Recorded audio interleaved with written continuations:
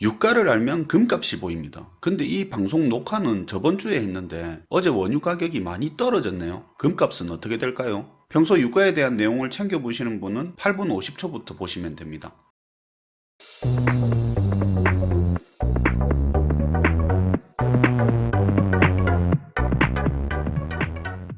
안녕하세요. 캔들피그와 김하백의 나불대화 시간입니다.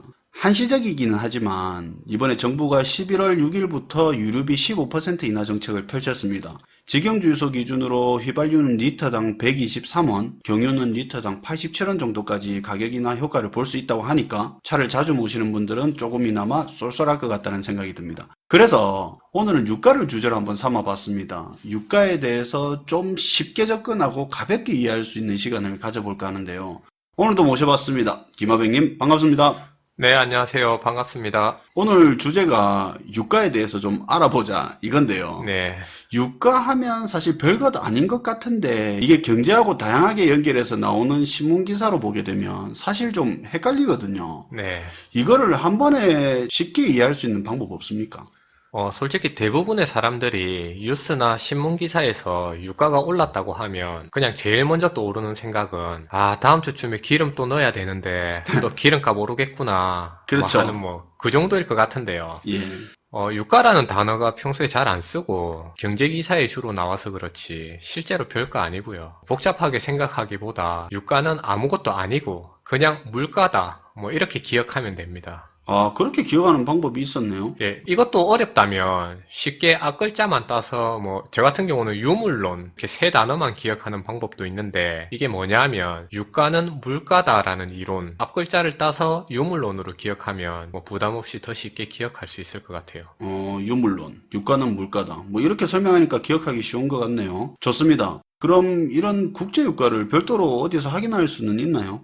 주식하는 개인 투자자들은 HTS를 통해서 세계 증시 정보 탭에서 확인할 수 있고요. 예, 좀 복잡하죠, 이렇게 확인하면. 예. 별도로 유가 정보를 제공하는 사이트도 많기는 한데요. 제일 쉬운 방법은 그냥 네이버에서 유가나 국제유가라는 단어를 쳐서 확인하는 방법이 제일 쉽고요. 이렇게 유가를 쳐서 확인해보면 서부 텍사스유인 WTI, 이렇게 나오네요. 예, 그리고 중동에서 생산되는 두바이유, 예. 그리고 영국 북해에서 생산되는 브렌트유, 이렇게 세 종류의 유가가 종류별로 현재 가격이 얼마인지 표시되어 있는데요. 그동안 이 녀석들의 가격 흐름이 어떻게 흘러왔는지 그 그래프도 쉽게 확인할 수 있으니까 그렇게 어렵지 않게 확인할 수 있습니다. 그리고 제가 네이버에서 그래프를 이렇게 확인해 보니까 네. 처음에 들어가면 이 유가 차트가 3개월 기준으로 설정되어 있어서 예, 기본이 그렇네요. 예, 이게 흐름 파악이 잘 안 되더라고요. 예. 보기에도 불편하고. 그래서 네이버에서 유가 차트를 확인할 때는 5년 기준이나 3년 기준으로 설정해서 확인하면 연도별로 눈에 더 잘 들어오는 것도 이것도 팁으로 참고하시면 도움될 것 같아요. 괜찮은 팁이네요. 그런데 앞에서 이야기했듯이 유가의 종류가 이렇게 세 종류가 있잖아요. 네.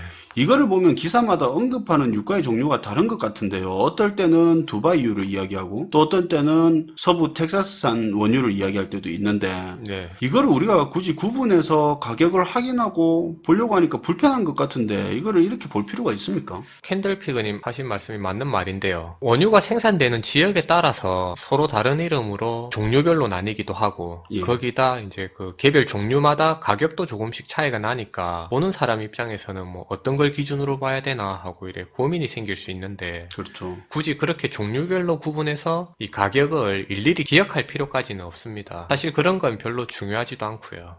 실제로 유가를 볼 때 정작 중요한 부분은 이 유가 차트를 확인하는 건데요. 예. 두바이유든 텍사스유든 어떠한 유가 차트를 선택할지는 전혀 상관없고요. 예. 이 중에서 어떤 종류의 유가 차트를 확인하든 결국에는 이 같은 흐름을 나타내니까 어떤 유가 차트를 선택할지에 대해서 고민할 필요는 전혀 없습니다. 같다 이 말이네요. 예, 그러니까 어떤 유가 차트를 선택하든 그 흐름은 같은 형태를 보이고 있고요. 유가 차트를 통해서 그동안 이 유가가 어떻게 흘러왔는지 그 흐름을 파악하는 게 중요합니다. 예를 들면 최근에 고점을 형성한 시점이랑 대략적인 가격, 정확한 가격까지는 필요 없고요. 그리고 이전에 최저가를 형성한 시점이랑 대략적인 가격 정도를 참고해서 이제 흐름을 파악할 수 있는데요. 예. 그러니까 이런 식으로 기억하는 거죠. 2016년 1월쯤에는 배럴당 $20 중반으로 완전 똥값이었다가 그렇네요. 네, 그러다가 이후에 대충 한 3, 4년 정도 꾸준히 올라서 2018년 10월쯤 이때쯤에는 배럴당 $80 중반까지 한 4배 가까이 오르고 예. 지금은 그 기세가 꺾여서 내려가고 있구나 하고 이 정도만 유가의 흐름을 파악해도 충분하다는 생각이고요. 실제로 신문 기사를 봐도 이 앞에서 설명한 이 흐름에 말만 정확하게 갖다 붙여서 설명했지 맥락은 이 내용이랑 같습니다. 아, 그러니까요. 지금까지 김하백님이 이야기한 거 들어보니까 유가하고 관련된 경제 기사들이 말만 장황했던 거 아닌가 하는 생각이 드네요. 내용 자체는 간단하네요. 그러면 유가가 물가다라고 하셨는데 우리나라 실물 경기하고 유가가 어떤 관계가 있는지 추가적인 설명이 있으면 좀 좋을 것 같은데요. 우선 우리나라 경제가 원유 수입에 어느 정도 의존하고 있는지부터 알아볼 필요가 있을 것 같은데요. 우리 모두 알다시피 한국은 석유가 전혀 생산되지 않는 비산유국에 속하고요. 그렇죠. 그럼 우리나라가 수입하는 총 수입액 중에서 원유는 얼마만큼 차지하냐면 원유 수입액의 비율은 대략 15% 정도의 비중을 차지하는데 쉽게 얘기하면 우리가 100을 수입하면 그 중에 15는 원유를 수입하는데 돈을 쓴다는 말이고요. 그래서인지 국제 유가의 흐름에 따라 국내 경제가 더 많은 영향을 받는 것 같기도 합니다. 순수 원유가 우리나라 전체 수입의 15%나 된다는 게 좀 의외네요. 비중이 생각보다 높네요. 예, 보통 생각하시는 것보다 높을 수 있는데요. 참고로 우리나라가 석유를 수입해서 주로 자동차에 주유하고 공장에 기름 떼고 하는 그런 데 쓰는 걸로 생각하는 사람들이 되게 많던데요. 사실은 그게 아니라 우리나라 석유 소비의 대략 60% 정도는 산업 원료나 연료로 사용된다고 생각하시면 되고요. 쉽게 생각하면 우리 주변에서 쉽게 볼 수 있는 장난감이나 플라스틱 같은 생활용품 많이 있잖아요. 예. 그런 석유화학 제품들 대부분에 우리가 이렇게 수입하는 원유가 사용된다고 생각하면 될 것 같아요. 단순 소비되는 물량은 반도 안 되네요. 가공해서 재생산하는 재료로 쓰이니까 수입량 비중이 컸던 거네요. 네, 맞습니다. 그러면 이제 캔들피그님이 질문한 게 유가랑 실물 경기랑 어떤 관계냐고 물어봤는데요. 예.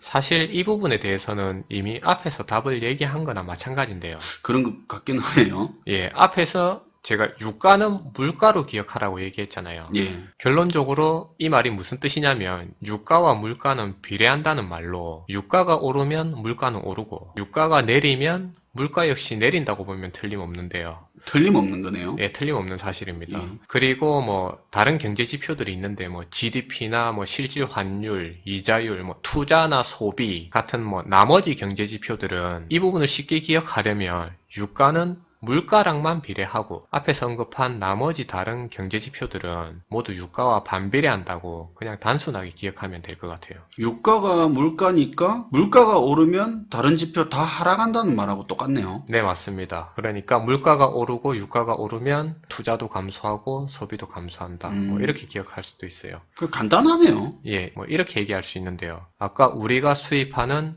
유가의 대부분이 실제로 산업제품의 원료로 사용된다고 했으니까 유가가 상승하면 기업에서는 생산 비용이 늘어날 수밖에 없고요. 그렇죠. 비용이 늘어나는 이런 상황에서 기업은 투자를 줄일 수밖에 없겠죠. 예. 그리고 자연스럽게 기업에서 생산하는 제품의 가격은 상승하게 되면서 물가 상승을 야기합니다. 그렇죠. 높은 비용을 지불해야 하는 상황에서 소비자들은 소비를 줄이게 되는 결과를 가져오는데요. 그렇죠.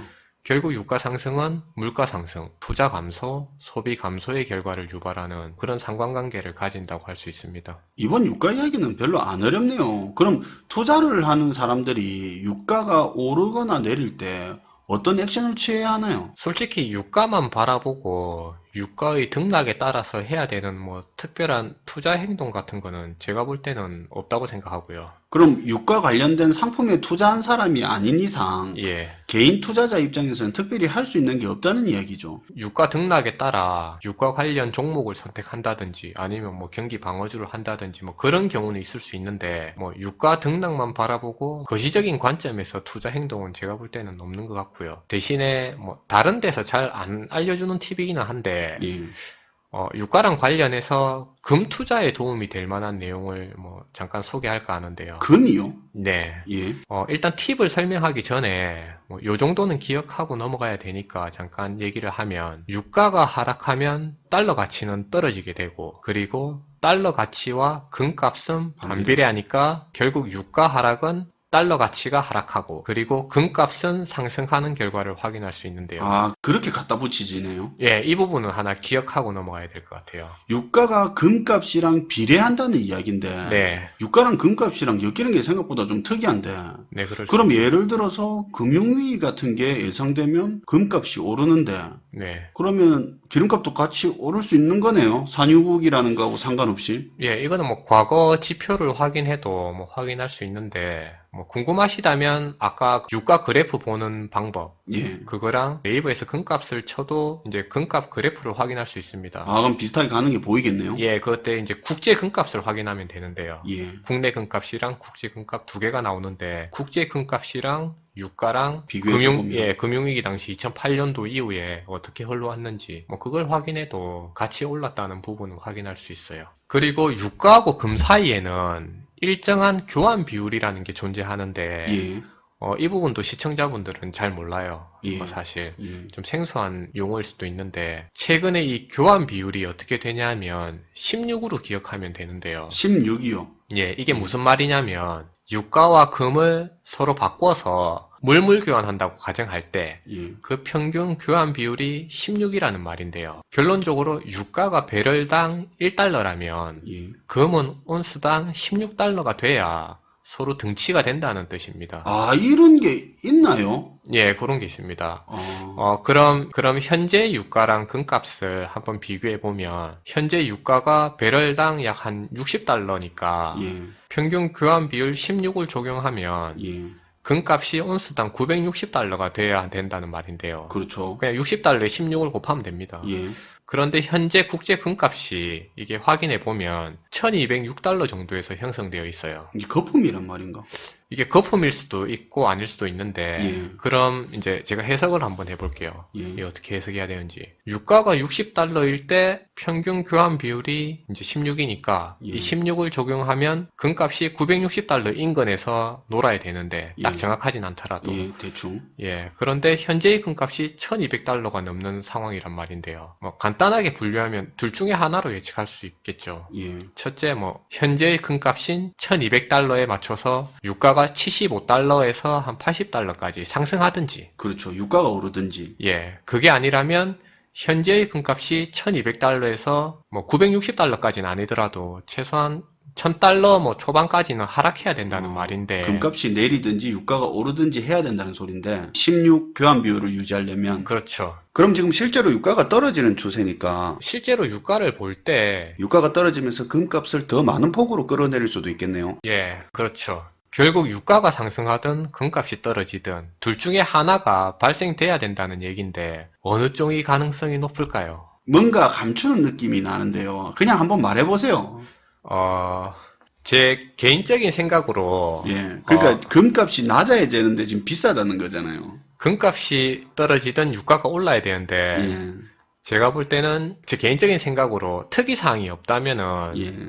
단기적인 관점에서 저는 금값이 떨어진다고 판단하고 있고요. 뭐 딱 1000달러까지는 아니더라도 예. 그럼 일단 좀 비싸다는 소리네요. 예, 최근 금값 흐름을 보면 1300달러 인근에서 고점을 찍고 지금 1200달러까지 지금 떨어지고 있는데 예. 추가적으로 떨어져야 된다고 저는 보고 있고요. 예. 그런데 여기서 변수가 하나 있습니다. 최근에 미중 무역 전쟁이 지금 예. 한참 이렇게 벌어지고 있잖아요. 예. 서로 간에 관세도 때리고 뭐 이런 일이 벌어지고 있는데 그런데 이제 사람들이 놓치고 있는 부분이 예. 이 두 국가 간에 실제로 화폐 전쟁이 벌어지고 있어요. 아, 그렇죠, 그렇죠. 그런데 이 과정에서 중국이 자기의 위안화를 그 기축통화로 이제 그 상향하기 위해서 예. 금을 매집하는 경우가 있을 수도 있는데요. 이렇게 되면은 제가 볼 땐 1200달러에서 뭐 1300달러 이상까지 미중 무역 전쟁의 방향에 따라 진행되는 경과에 따라서 금값이 오를 수도 있다고. 아, 이게 단순한 금융 위기나 이런 개념으로 오르는 게 아니라 네네. 중국이 금을 매집하는 거죠. 매집하는 것 때문에 금값이 오를 수도 있다는 거네요. 예, 그리고 이런 경향이 보이고 있습니다. 그게 변수네요, 일단. 예, 예. 원래 장기적으로 보면 금값이 내릴 수도 있지만 내리는 게 제가 볼 때는 맞다고 보고 있는데 맞는데 이제 변수가 중국 때문이다 이거네요. 예, 중국에서 이제 금을 매집하게 된다면 더 공격적으로 예. 그래 되면 제가 볼 때는 그 금값이 예. 올라갈 걸로 아... 예, 그런 변수도 있다고 이렇게 참고할 수 있을 것 같아요. 이게 유가 이야기하다가 또 미중 무역 전쟁에 화폐 전쟁까지 또 이야기가 슬슬 튀어나오네요. 예, 그 부분이 사람들 관심은 없는데 실제로 엮여 있어요. 금 쪽은.